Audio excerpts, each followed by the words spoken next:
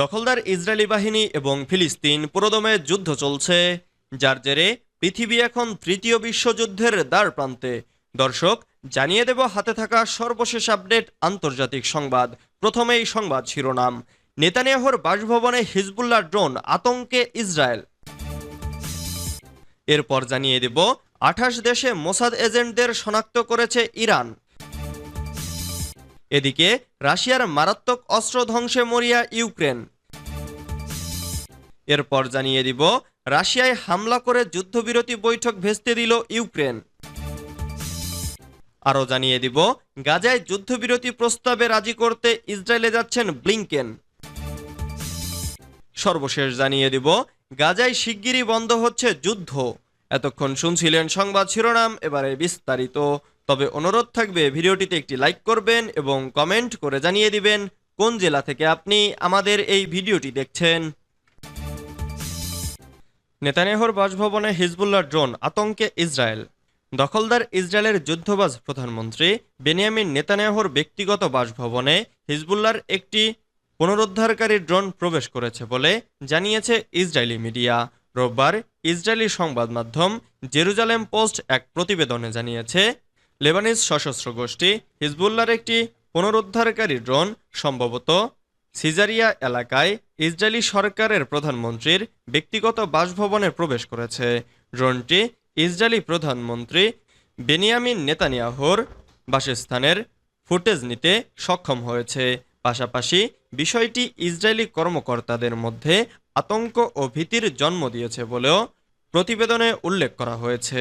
Israeli সংবাদ মাধ্যমটির প্রতিবেদনে আরও বলা হয়েছে, ঘটনাস্থলে ইসরায়েলি যোদ্ধাদের পাঠানো হয়েছে, তবে তারা ড্রোনটির সঠিক অবস্থান নিশ্চিত করতে ব্যর্থ হয়েছে। 28 দেশে মোসাদ এজেন্টদের শনাক্ত করেছে ইরান। ইসরায়েলের গোয়েন্দা সংস্থা মোসাদকে মোকাবেলা করার জন্য জোরালো পদক্ষেপ নিয়েছে ইরান। বিশ্বের বিভিন্ন দেশে কর্মরত মোসাদ এজেন্টদের শনাক্ত করা হয়েছে বলে জানিয়েছেন ইরানের ইন্টেলিজেন্স মন্ত্রী ইসমাইল খাতিব। রোববার 18 আগস্ট ইরানের সংসদে এই তথ্য দিয়েছেন আস্থা ভোটে টিকে যাওয়া খাতিব। ইসরায়েলকে মোকাবেলা করতে তার মন্ত্রণালয় নিরলস কাজ করছে জানিয়ে তিনি বলেন, এরই মধ্যে 28টি দেশে মোসাদ এজেন্টদের শনাক্ত করা হয়েছে। এছাড়া ইরানের বিরুদ্ধে বিভিন্ন ষড়যন্ত্র কুড়িতেই নস্যাৎ করে দেওয়ার ক্ষেত্রে মন্ত্রণালয়ের কৃতিত্ব তুলে ধরেন খাতিব। ইতোমধ্যে বেশিরভাগ টার্গেটের বিরুদ্ধে রাজনৈতিক, আইনি এবং নিরাপত্তামূলক পদক্ষেপ নেওয়ার কথাও জানান তিনি। ইরানের সাবেক সামরিক কর্মকর্তা কাসেম সোলাইমানি এবং তেহরানের হামাসের সাবেক প্রধান ইসমাইল হানিয়ার হত্যাকাণ্ডের পর দেশটির গোয়েন্দা সক্ষমতা নিয়ে প্রশ্ন উঠেছে। এর পরিপ্রেক্ষিতে সংসদে ইন্টেলিজেন্স মন্ত্রণালয়ের সাফল্যের গল্প তুলে ধরার চেষ্টা করেন খাতিব। রাশিয়ার মারাত্মক অস্ত্র ধ্বংসে মরিয়া ইউক্রেন। যুক্তরাষ্ট্র ও তার মিত্রদের অস্ত্রে সজ্জিত হয়ে রাশিয়ায় অভিযান চালাচ্ছে ইউক্রেন। একের পর এক অঞ্চল দখলে নিচ্ছে তারা।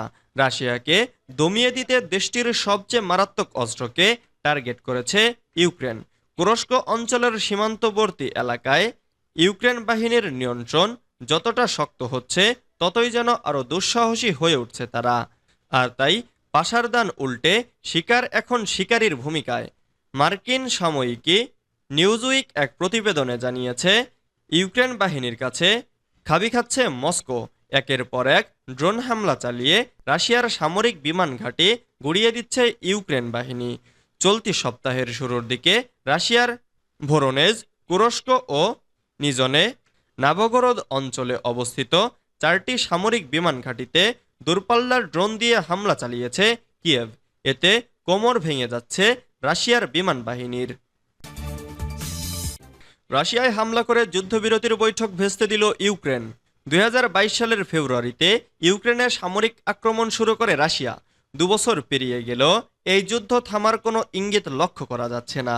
তবে ওয়াশিংটন পোস্টের বরাত দিয়ে রোববার এক প্রতিবেদনে এনডিটিভি জানিয়েছে, যুদ্ধবিরতির আলোচনা করতে সম্প্রতি কাতারের মধ্যস্থতায় দোহায় বৈঠক করতে রাজি ছিল রাশিয়া ও ইউক্রেন। কিন্তু রাশিয়ার অভ্যন্তরে ইউক্রেনে আকস্মিক হামলা করায় এ প্রক্রিয়া ভেস্তে গেছে। প্রতিবেদনে বলা হয়েছে, কিয়েভ এবং মস্কো উভয়ই আক্রমণ বন্ধ করবে এমন একটি চুক্তিতে আলোচনার জন্য ইঙ্গিত দেয়। এই যুদ্ধ দুই দেশই ব্যাপক দুর্ভোগ এবং অর্থনৈতিক অশান্তি সৃষ্টি করেছে। কিন্তু রাশিয়ার পশ্চিমাঞ্চলীয় অঞ্চল কুরস্কে আকস্মিক অনুপ্রবেশ করে হামলা করে ইউক্রেন। কিয়েভ সামরিক অভিযান জোরদার করায় যুদ্ধবিরতির আলোচনায় জল ঢেলে দিয়েছে। ইউক্রেনের দাবি, কুরস্ক অঞ্চলের ৩৫ কিলোমিটার ভেতরে তাদের সৈন্যরা ঢুকে পড়েছে। সেখানে তারা ১,১৫০ বর্গ কিলোমিটার দখলে নিয়েছে। এর মধ্যে ৮২টি বসতিও রয়েছে। এই হামলার ফলে গ্লুস্কভো জেলায় সেইম নদীর একটি সেতু পুরোপুরি ধ্বংস হয়ে গেছে। হামলায় ১১ দিন পরও রুশ ভূখণ্ডে অবস্থান করছে ইউক্রেনীয় বাহিনী। গাজায় যুদ্ধবিরতির প্রস্তাবে রাজি করতে ইসরায়েলে যাচ্ছেন ব্লিংকেন। মেয়াদ শেষ হওয়ার আগে গাজায় যুদ্ধ বন্ধ করতে চান মার্কিন প্রেসিডেন্ট জো বাইডেন। এছাড়া বহির্বিশ্ব থেকে তীব্র কূটনৈতিক চাপ রয়েছে যুক্তরাষ্ট্রের উপর। সম্প্রতি কাতারে দুদিন ধরে যুদ্ধবিরতির বৈঠক করেও কোনো ফল আসেনি। যুদ্ধবিরতি নিয়ে অচলাবস্থা কাটাতে হাল ছাড়ছে না মার্কিন প্রশাসন। মার্কিন পররাষ্ট্রমন্ত্রী অ্যান্টনি ব্লিংকেন রোববার ইসরায়েল সফরে যাচ্ছেন। দেশটির প্রধানমন্ত্রী বেনিয়ামিন নেতানিয়াহু এবং অন্যান্য ঊর্ধ্বতন কর্মকর্তাদের সঙ্গে এ নিয়ে বৈঠক করবেন তিনি। গত বছরের অক্টোবরে যুদ্ধ শুরু হওয়ার পর থেকে ইসরায়েলের শীর্ষ মার্কিন কূটনীতিকদের ১০ম সফর এটি। মার্কিন কর্মকর্তারা বলছেন, যুদ্ধবিরতির চুক্তি সম্পন্ন করতে নতুন করে আশার সঞ্চার হচ্ছে। গাজায় ইসরায়েলি যুদ্ধ পেরিয়েছে প্রায় ১০ মাস। বিশ্বজুড়ে যুদ্ধবিরতির দাবিতে তীব্র সমালোচনার পরও বর্বরতা চালিয়ে যাচ্ছে দখলদার ইসরায়েল। ইসরায়েলি হামলায় বিধ্বস্ত গাজায় নিহতের মোট সংখ্যা পেরিয়েছে ৪০,০০০-এরও বেশি। এছাড়া গত ১০ মাসে আহত হয়েছেন ৯১,৫০০-এরও বেশি ফিলিস্তিনি। গাজায় শিগগিরই বন্ধ হচ্ছে যুদ্ধ। ফিলিস্তিনের গাজায় যুদ্ধবিরতি চুক্তি সইয়ের দ্বারপ্রান্তে। এবার মধ্যপ্রাচ্যের প্রক্রিয়াশীল শক্তি তা নস্যাতের চেষ্টা করলে নতুন সিদ্ধান্ত নেবে যুক্তরাষ্ট্র। মার্কিন প্রেসিডেন্ট জো বাইডেন এক বিবৃতিতে এমন মন্তব্য করেছেন। আল জাজিরা শনিবারের প্রতিবেদনে বলা হয়, চুক্তি সইয়ের খুব কাছাকাছি পৌঁছেছে।